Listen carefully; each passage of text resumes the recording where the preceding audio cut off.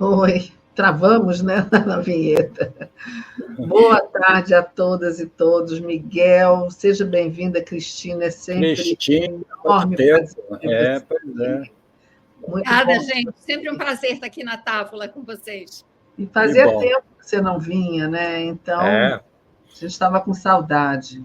Eu eu também. dizia para a Regina hoje, não se preocupe, Regina, que a Cristina, estando presente, ela resolve. Mas, Jane, olha, eu queria contar uma coisa para vocês.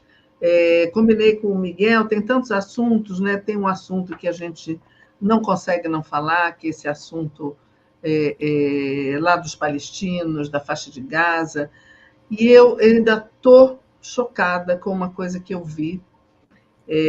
Hoje a gente sabe que teve um bombardeio a um campo de refugiados, o campo de Jabalia, ou Jabalia, não sei como é que fala, no norte da faixa de Gaza. Segundo a Al Jazeera, foram mais de 100 mortos, um campo de refugiados. E eu recebi num, num grupo de Zap, fui abrir um vídeo. Gente, eu não consegui ver nem o começo, porque eram crianças Eu vi também, é um horror. deitadas no chão de um hospital, chorando, todas queimadas ou machucadas. Aquilo me fez um mal que eu comecei a chorar e não conseguia parar, e não consegui ver. Eu não consegui nem repassar, mas eu acho que é uma coisa que a gente tem que saber e tem que ver que está acontecendo um massacre, genocídio, e com criança. E eu Ainda queria. É horrível isso, né? A gente fica falando disso. E é impressionante que a imprensa fala até disso, mas fala de uma maneira muito en passant. Eu acho um desrespeito, e eu acho que ele devia ser punido por isso, o embaixador de Israel na ONU, colocar ele e o grupo dele a estrela amarela que os judeus usavam, obrigados pelos nazistas. Isso é uma ofensa aos é uma, palestinos, ao é, resto do mundo. Que isso? Ele pode, o resto do mundo não pode? é É inacreditável, ultrajante, é é ultrajante, ultrajante, é é uma ultrajante. Ele encenação. é muito desagradável, esse senhor. Ele é violento, ele é vingativo, ele não é democrático, entendeu? Ele é impressionante. E ele passa por cima do que está acontecendo lá. Ele não se refere a isso. A única coisa que existe é Israel, o resto não. O resto não tem a menor importância. Que isso? Todo mundo tem importância, está todo mundo morrendo, não pode tratar assim, entendeu? Como se o mundo devesse uma obrigação a ele e ele tem o direito de botar a estrela amarela no peito. Que isso? Eu Eu fiquei queria, ofendido pessoalmente. queria passar para a Cristina fazer um comentários, né? Queria saber como é que ela está vendo tudo isso, mas antes eu queria lembrar que hoje é o último dia do Brasil na presidência do Conselho de Segurança da ONU. O chanceler e o embaixador brasileiro que está lá, o Mauro Vieira, já voltou, e o Mauro Vieira ontem falou: o Conselho de Segurança da ONU está sob escombros, assim como Gaza, né? Quer dizer, isso eu estou acrescentando. Ele criticou muito o fato de não se ter uma proposta aprovada. O Brasil continua tentando aprovar uma proposta, mesmo saindo do Conselho da Presidência. Hoje, aí quem vai entrar é a China. Ele ainda tem esperança, os brasileiros têm esperança ainda que sejam votados no Conselho de Segurança. E a OMS já disse, o presidente da OMS disse que vai acontecer, em breve, já está acontecendo, uma catástrofe em saúde pública, inclusive morte por desidratação. E a Rússia falou hoje em hecatombe em escala bíblica. Tem muitas coisas a falar sobre isso, mas eu queria ouvir um pouco do seu sentimento, Cristina, em relação a tudo isso que está acontecendo, essa tragédia imensa que a gente está assistindo ao vivo, né? Cristina, São pode ir várias... falando aí enquanto eu vou pegar uma água, tá? Só um Tá minuto. bom. Regina, são várias questões, né, que essa guerra nos leva a refletir. Acho que você trouxe aqui talvez as mais importantes, né?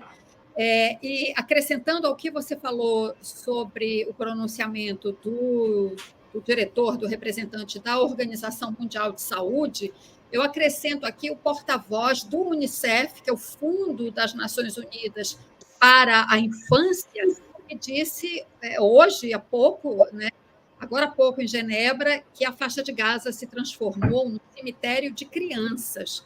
Então, quando você tem uma guerra em que você tem um número maior de crianças mortas do que o número de combatentes, é porque você está diante de um genocídio, né? Então, só para arredondar os números, né, são mais de 8.000 civis palestinos mortos em quase 3 semanas de guerra, sendo que desses mais de 8.000, 8.500, já se fala até em 9.000, mais de 3.000 são crianças palestinas mortas. Eu lembro que na Guerra da Bósnia, né, no começo da década de 90, que foi horrível. Um massacre, que foi terrível, foi uma barbárie, né?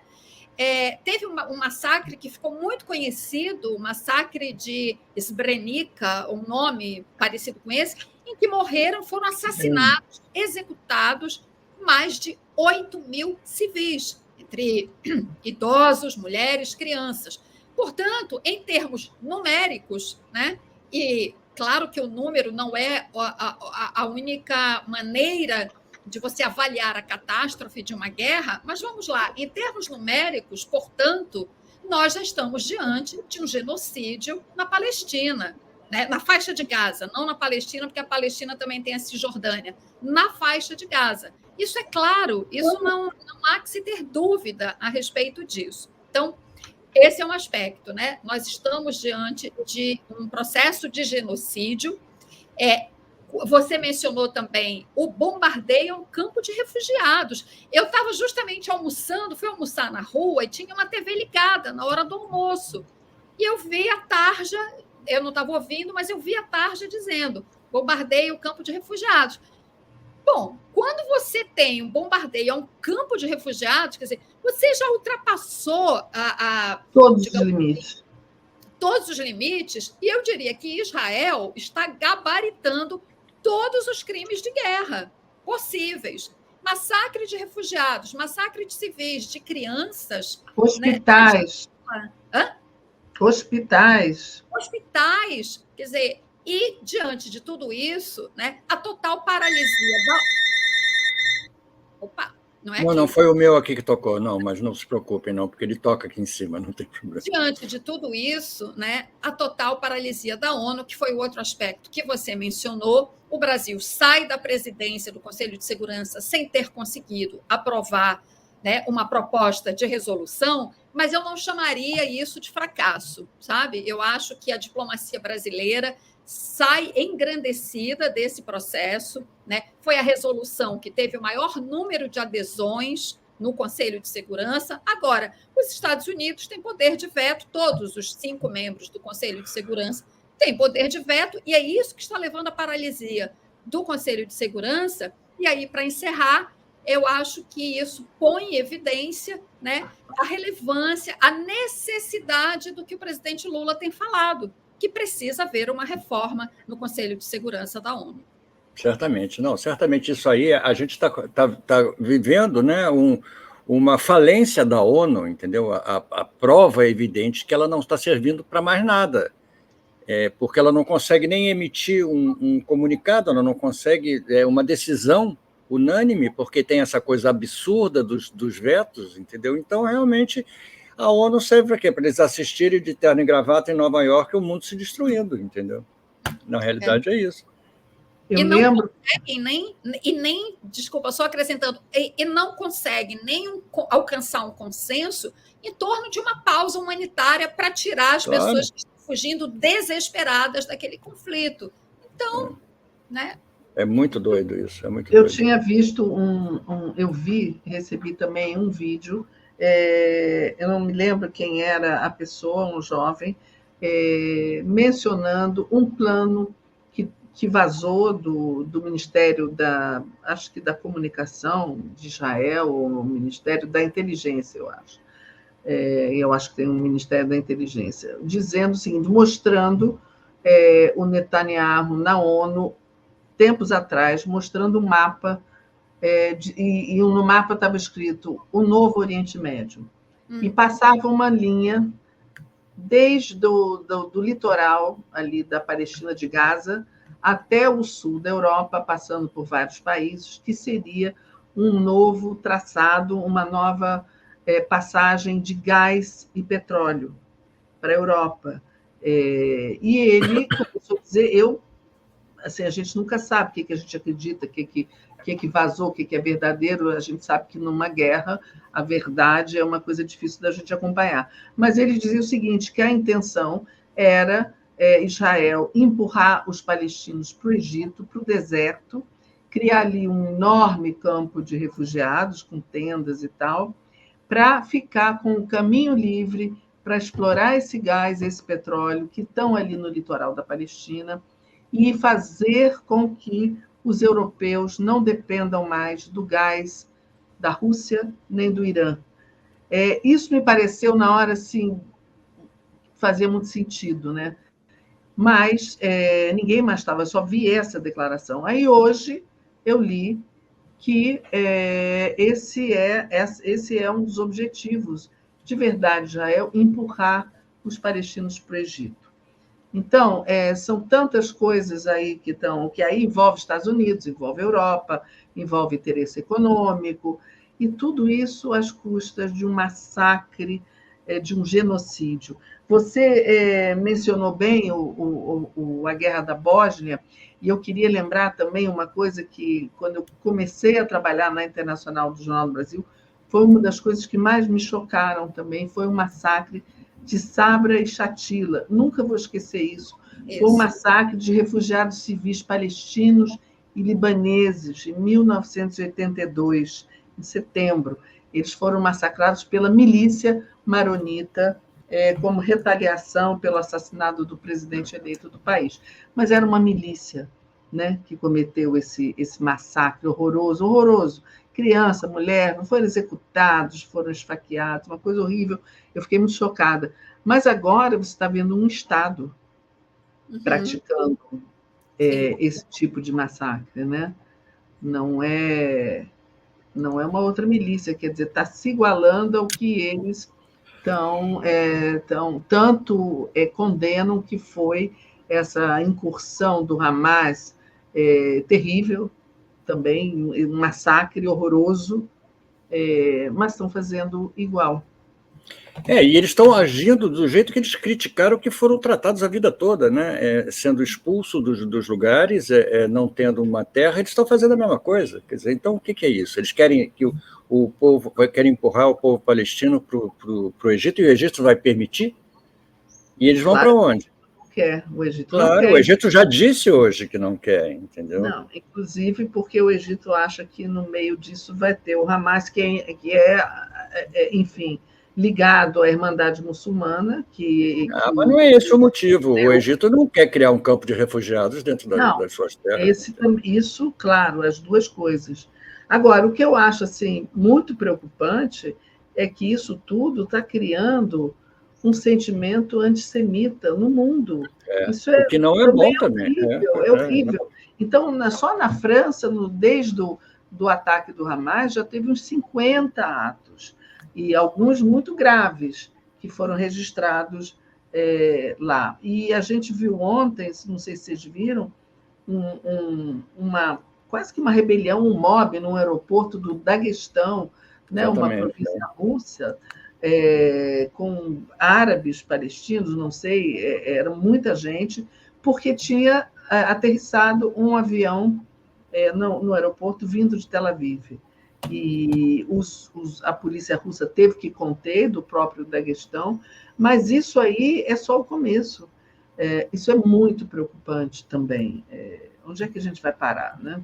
É porque, Regina, isso é o olho por olho, dente por dente, é barbárie pura, né? Então, a gente está vendo nessa guerra, de fato, um retrocesso civilizacional, embora Israel esteja fazendo um esforço enorme de propaganda de guerra para mostrar que Israel é a civilização. É a civilização. E Hamas representa a barbárie. Né? E, assim, como você disse, eu também condeno a brutalidade do ataque terrorista do Hamas. Todos nós. A coisa já se inverteu completamente. Você tem agora um Estado, né? O maior poder militar ou um dos maiores poderes militares do Oriente Médio, o Irã também é um poder muito, muito grande, mas você tem um poder militar da envergadura de Israel, né, massacrando uma população civil, né, numa escala que a gente comentou há pouco. Então, assim, já virou um olho por olho, dente por dente, já até ultrapassou essa escala, eu diria assim, né, em termos numéricos.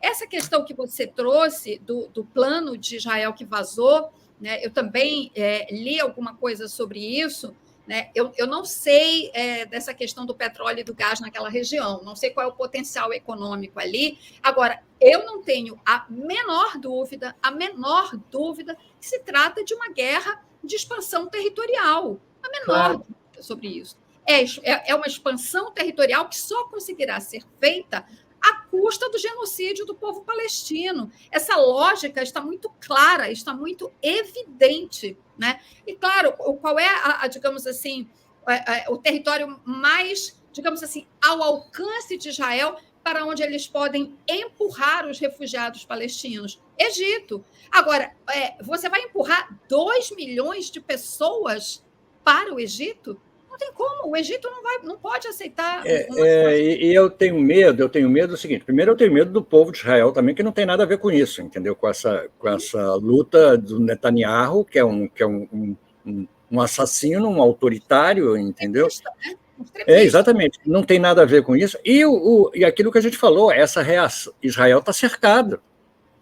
Se os outros países decidirem combater, na pior das hipóteses, mesmo com a ajuda americana, vai dividir, os russos vão ajudar os árabes, os chineses vão se manter ali onde eles puderem ganhar mais dinheiro, mas vai ser uma coisa brutal.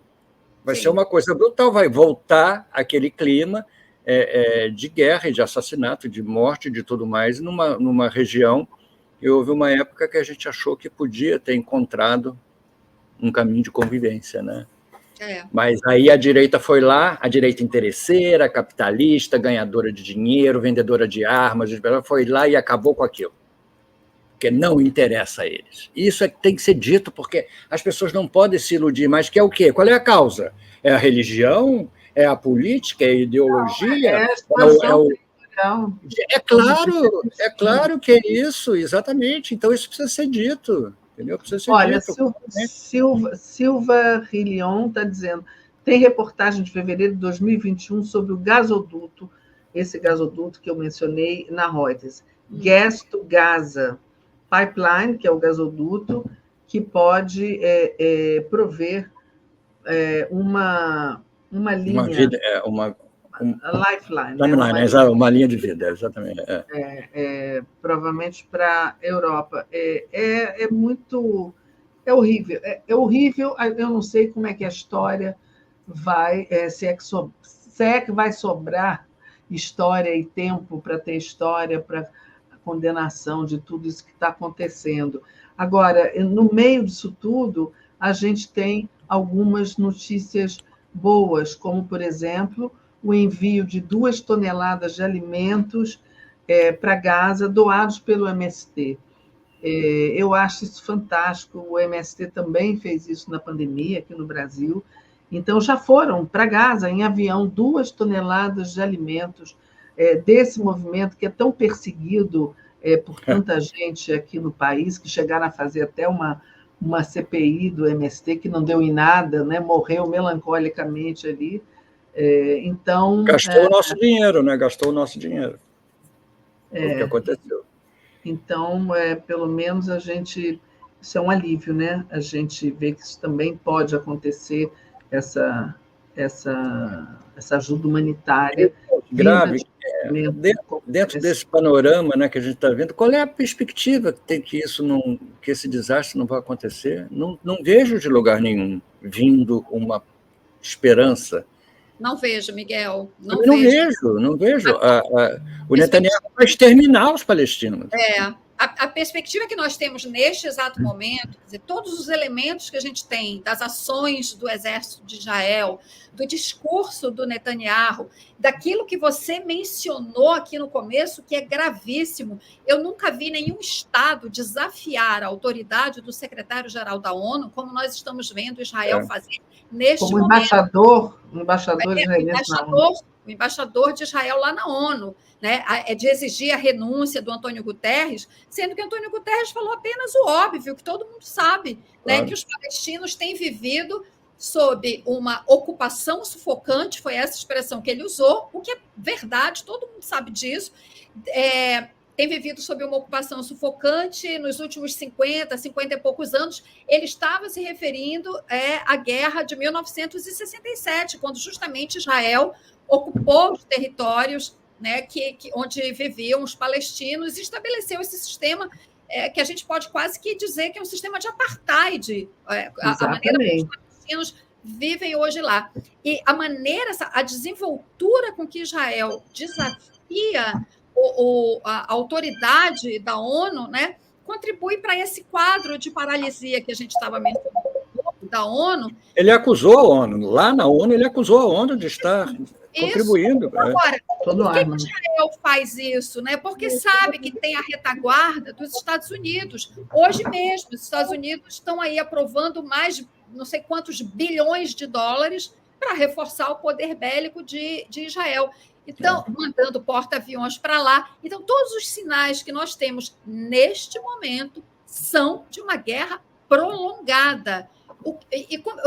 Qual é a consequência de uma guerra prolongada entre um Estado poderoso como Israel, com o aparato militar que tem, tendo a retaguarda dos Estados Unidos, sobre um povo ali espremido naquela faixa, naquele território?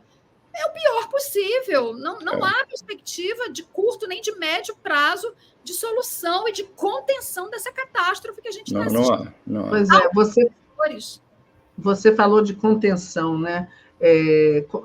Como é que os países, principalmente os países mais fortes, mais desenvolvidos, vão se olhar no futuro quando isso, a gente sabe que se não houver essa contenção, a gente sabe o que vai acontecer. Eles não vão parar.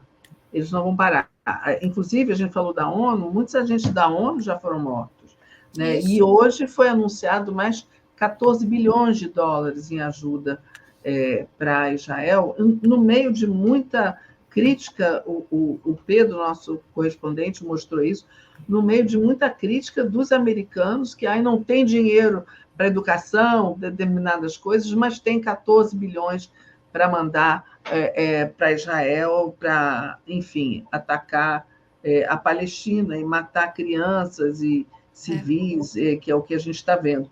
Mas eu queria perguntar para vocês uma coisa que eu tenho lido também, quer dizer, uma coisa é essa, será que os países não vão se mobilizar, pelo menos com uma proposta na ONU aprovada, pedindo um cessar-fogo e corredores corredores humanitários e entrada de ajuda? Isso é uma coisa, né? Os estados, o mundo está assistindo isso de uma forma impressionantemente passiva, né? Claro, tem as populações em várias cidades do mundo estão protestando. Agora, uma coisa que eu li, queria saber o que vocês pensam, e você também, Cristina, talvez você primeiro, eu ouvi muito crítica em relação aos partidos de esquerda no Brasil não tomarem uma posição mais firme, oficial, em relação à condenação desse massacre. Você concorda com isso? Olha, eu não sei todos os partidos. Eu tenho visto que o governo brasileiro tem dito e tem feito, o que é muito diferente, claro, sim. De um posicionamento do PT, que é o partido dele.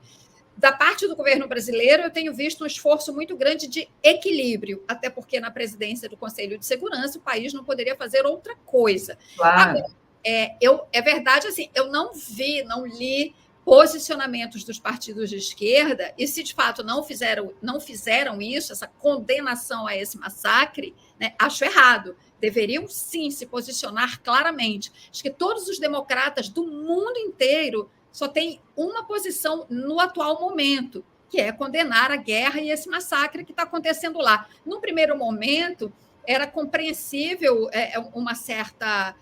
bom, se bem que não tem que ter hesitação nenhuma com relação ao que foi o ataque terrorista do Hamas, mas num primeiro momento era difícil talvez discernir exatamente sobre o que estava acontecendo ali. A partir de um determinado ponto, ficou muito claro o que estava acontecendo e, sobretudo, a reação desproporcional de Israel. Então, assim, eu acho que minha posição, pelo menos, condena o ataque do Hamas, foi um ataque brutal, terrorista, sem dúvida, mas nós já estamos vendo, nós já estamos num outro momento em que a condenação a este massacre que Israel, que o governo extremista, é bom não confundir com o país e para não confundir com o povo israelense. Claro. O governo extremista do Benjamin Netanyahu precisa dessa guerra. Ele vinha sendo contestado internamente pelo controle do judiciário que ele estabeleceu. A gente lembra, até poucos meses atrás, boa parte da sociedade israelense reagindo contra, né, esse controle do judiciário que ele acabou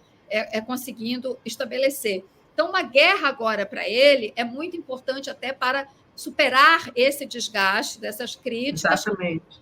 Né? Então, enfim, eu não vejo outra posição que não seja a condenação desse massacre que está em curso. Perdão. Agora, uma coisa que, para a gente só considerar, é o seguinte, com relação a algo que precisa ser feito para, de fato, conter aquela catástrofe humanitária ali. Eu acho que a gente tem, talvez, e isso eu falo pelos movimentos que eu fico olhando, o que os Estados Unidos estão fazendo, as decisões, as falas dos seus diplomatas, enfim, talvez os Estados Unidos, até pela aliança que tem com Israel, consiga, em algum momento, estabelecer algum tipo de pausa humanitária. Por que eu estou dizendo isso? Porque os Estados Unidos são bonzinhos? Não, não é isso. Os Estados Unidos estão, digamos assim, até eu diria que travando essa guerra de uma certa forma por procuração, né? Eles não tiveram a iniciativa da guerra, obviamente, mas já que há uma guerra e eles têm Israel como aliado incondicional e estão reforçando o poderio bélico israelense, com isso, os Estados Unidos também mandam uma série de mensagens, né, e sinais para os seus adversários naquela região, dizendo: não se atrevam a intervir. Né? Os Estados Unidos têm uma agenda própria ali na região. Por outro lado, se Estados Unidos reforça Israel, por outro lado, eu imagino, Joe Biden não vai querer ser associado a este massacre. Né? Ele vai ser cobrado internamente por isso.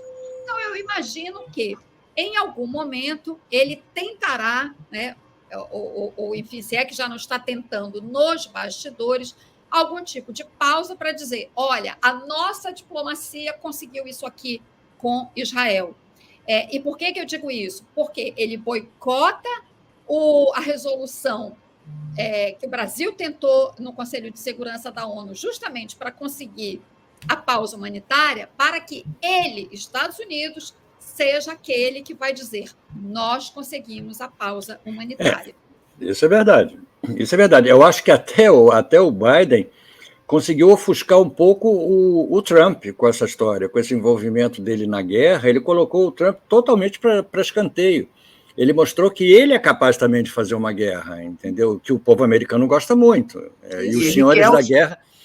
os senhores da guerra gostam muito. Ele perdeu um pouco aquela imagem do banana pacifista, entendeu? Ele virou um banana a favor bélico, entendeu? Não, e ele quer justamente esses eleitores de direita do Trump, porque os de esquerda ele já tem. Mesmo a pessoa que não gosta do que ele está fazendo e é uma pessoa progressista, não vai votar no Trump. Não vai votar no Trump, exatamente. Ele já tem. Então, eu acho isso, sim. Houve uma época, Cristina, aqui, logo no começo da guerra do Israel com Hamas, que as pessoas ainda discutiam um pouco o que Israel tinha sofrido, que me parecia justo até, entendeu? E a gente não acreditava que Israel fosse chegar ao ponto que chegou. Quer dizer, a gente podia até acreditar, mas não esperava isso, né? E foi realmente, perdeu completamente o sentido, a razão ficou pelo caminho, entendeu? Sim. Que eles tinham. Tanto é que o número de mortos de Israel é exatamente o mesmo do começo da guerra. Então, eles reagiram de uma maneira que eles querem, para matar uma formiga, estão usando um canhão, entendeu? Isso. Então, eles vão eliminar. Hoje, esse ataque a um campo de refugiados não tem muita explicação. Ataque àquele hospital que você viu que parou, né? Parou-se de discutir quem é que tinha mandado os mísseis. Você acha que Israel, se tivesse certeza que tinha sido as forças de lado palestinas, não iam insistir? Não se falou mais, não está se falando mais. Muita gente diz que o Hamas não tem foguete com aquela... Não tem, pois com aquela capacidade. Nenhuma outra força daquelas ali, entendeu? O Zé Henrique, ele não concorda em relação... Quer dizer, eu não afirmei nada, eu só perguntei, e eu vi muitas críticas aos partidos. Ele não concorda, ele acha que muitos partidos se posicionaram, mas não a classe artística e tal. E aqui queria trazer também uma pergunta do Júlio César para a Cristina.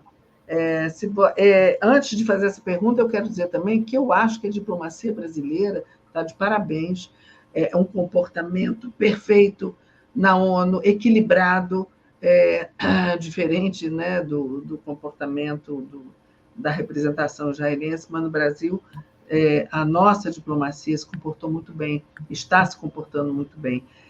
Mas o Júlio César está perguntando, o Brasil deve romper relações diplomáticas com Israel? É complicado, né, Cristina? Responde eu aí. acho que não, mas existem mecanismos e instrumentos diplomáticos que precedem um rompimento de relações que o Brasil pode empregar, né? Chamar o embaixador para uma conversa, por exemplo, né? O Brasil pode demonstrar a sua insatisfação com a guerra de várias maneiras, né? Dentro do escopo diplomático, né? E acho que também é preciso muito cuidado com essa questão do rompimento de relações, porque o Brasil tem cidadãos, né, dos dois lados dessa guerra. Nós temos muitos brasileiros de dupla nacionalidade, que são israelenses e brasileiros, que são palestinos e brasileiros, né? Tanto é que o Brasil conseguiu também, isso também é digno de muito elogio, a rapidez com que o Brasil conseguiu trazer seus cidadãos de lá, porém trouxe os cidadãos israelenses e brasileiros, né, que têm a dupla cidadania. Não conseguiu até agora trazer aqueles que estão lá na faixa de Gaza, um grupo que não chega a 40 pessoas, acho que em torno de 30 pessoas. São 34. Isso. E não consegue trazer, não é por falta de esforço do Brasil, é pelas dificuldades que a guerra está impondo. Claro, porque o avião está lá, o avião está de prontidão lá. Exato. Eu queria aproveitar... Fala, Cristiano. Eu queria aproveitar o que nos resta de tempo, que a conversa rendeu muito aqui, faltam 5 minutos. É verdade. Eu queria apresentar aqui, antes das charges, queria dividir a tela aqui com vocês do dia de hoje, que é o dia... Não foi. Pererê. Do Saci. Apareceu? Apareceu. Saci Pererê, exatamente. Aqui é o Saci Pererê do Ziraldo, que fez aniversário agora, dia 24, maravilhoso. O Pererê. Então, hoje, no nosso país, em vez de ser Halloween, Dia das Bruxas, é dia do Saci Pererê e de todos os outros personagens do nosso folclore, né, que significam a mesma coisa. A outra coisa que eu queria dividir também, que dia 2 será lançado... Deixa eu achar aqui. Deixa eu tirar o Pererê e botar o outro. Dia 2 será lançado... Caramba, eu estou meio perdido aqui, peraí. Adoro o Saci Pererê, esse menino Peralta. Eu também, adoro. Ziraldo é um gênio, né? Aqui, dia 2 será lançado o disco, a música Now and Then, do John Lennon, entendeu? Sim. Exatamente. E que é uma coisa feita por inteligência artificial, entendeu? E mas merece a nossa atenção. Tem uma gravação do George Harrison, quando estava vivo, eles conseguiram salvar, a gravação estava cheia de ruídos.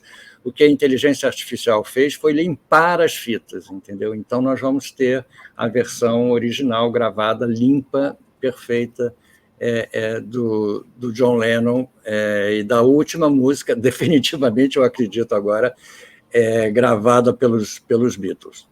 Bom, vamos tentar. Aqui voltamos à faixa de Gaza, são as charges dessa semana. Como o Aroeira está de férias e o Nando Mota ficou também, quer dizer, participou semana passada, essa semana sou praticamente eu, são as minhas charges, menos charges, mais curtas aqui. Adorei essa. O resultado do censo, que foi um resultado muito interessante para as mulheres, e somos maioria. Exatamente, muito interessante. Isso mostra uma força, né, desse país e explica talvez muita coisa, né? É verdade.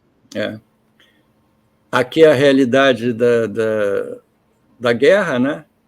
Um completamente desarmado, nu, e o outro totalmente... E é um palestino, né? Equipado com tudo que há de mais moderno no mercado da guerra. Exatamente. Aqui uma digressão poética aqui sobre a bandeira da Palestina, totalmente violentada.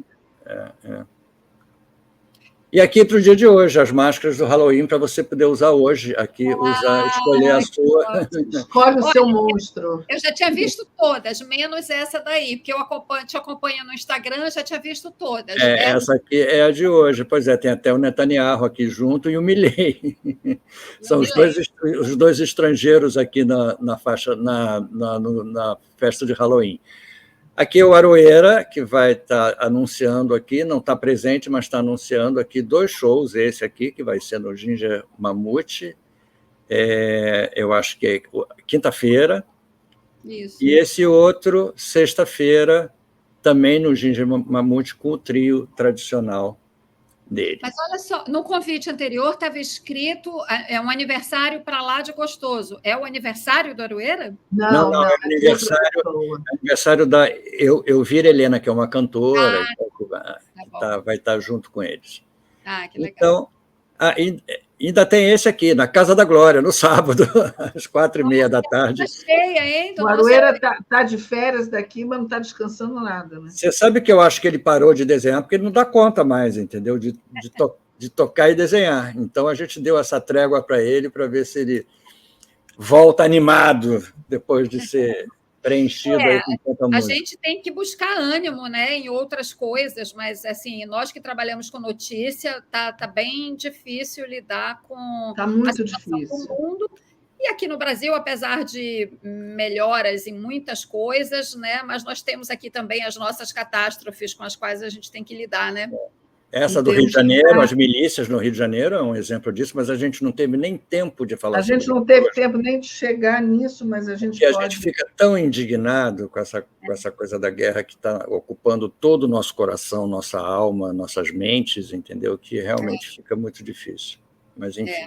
Mas a gente vai fazendo a nossa parte. Ficar atento e forte, né? E prestar atenção no que está acontecendo no Brasil, mas a gente não consegue, como jornalista, não acompanhar minuto a minuto tudo que está acontecendo lá na Palestina. E aí o Francisco Castro mandou essa mensagem aqui, momentos de reflexão das palavras desse artista popular sobre a guerra vergonhosa que está levando muitas perdas humanas.